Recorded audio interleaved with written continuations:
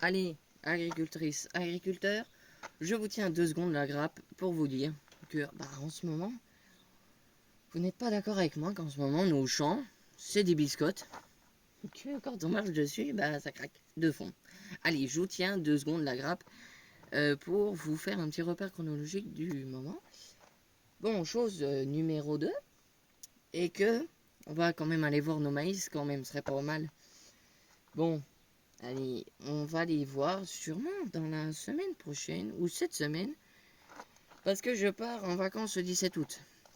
Je pars 2 semaines. Donc là, vous n'aurez pas de vidéo du maïs. Ce qui me dérange un peu quand même, parce que bon. On va détailler. Cette vidéo, par contre, va être très longue. Je préfère vous le dire, parce que certains ne regardent pas à fond.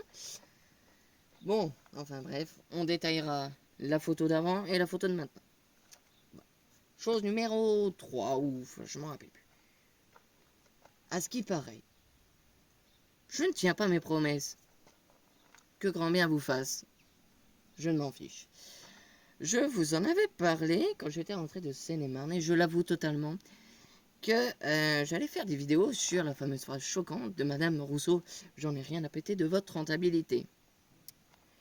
Vous savez très bien, agriculteurs, agricultrices, filles d'agriculteurs, enfin toute la gamme possible, vous savez tous très bien qu'est-ce que l'on en pense de cette phrase. Moi, je vais vous le dire tout de suite, ce que j'en pense.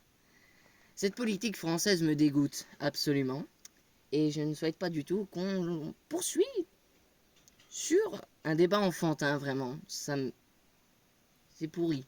C'est pourri, vraiment, ça n'a aucune valeur.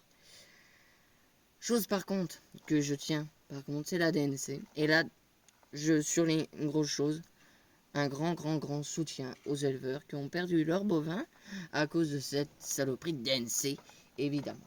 Déjà, tous ceux qui ont perdu, je vous souhaite un grand soutien.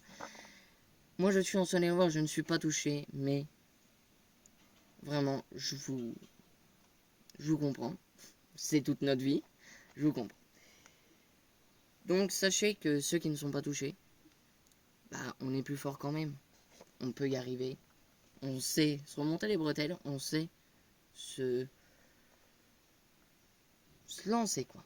Mais je pense qu'on va pas perdre face à cette maladie, et j'espère vraiment que je me trompe pas. Chose numéro 4, ou 3, je m'en rappelle plus trop.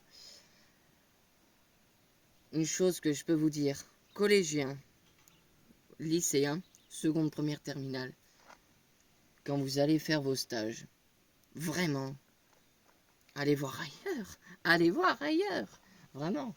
J'ai quitté mon petit cocon, alors que c'est pas du tout mon genre. Ça fait vraiment du bien en fait. J'ai un patron, il est dans l'Ain, je découvre plein de choses que même moi, je n'y pense pas. Je suis parti en Seine-et-Marne, les conditions de travail ne sont pas du tout les mêmes. Ils pensent déjà à eux, et nous, on pense pas à nous. Donc, samedi, donc demain, on ouvrira quelque chose que j'ai acheté.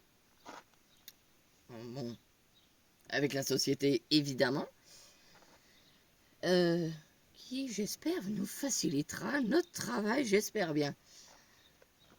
Et je vois que je vous ai pas trop tenu la grappe. Donc moi, écoutez, tout ce que je peux vous dire, bonne soirée. Et on se retrouve demain.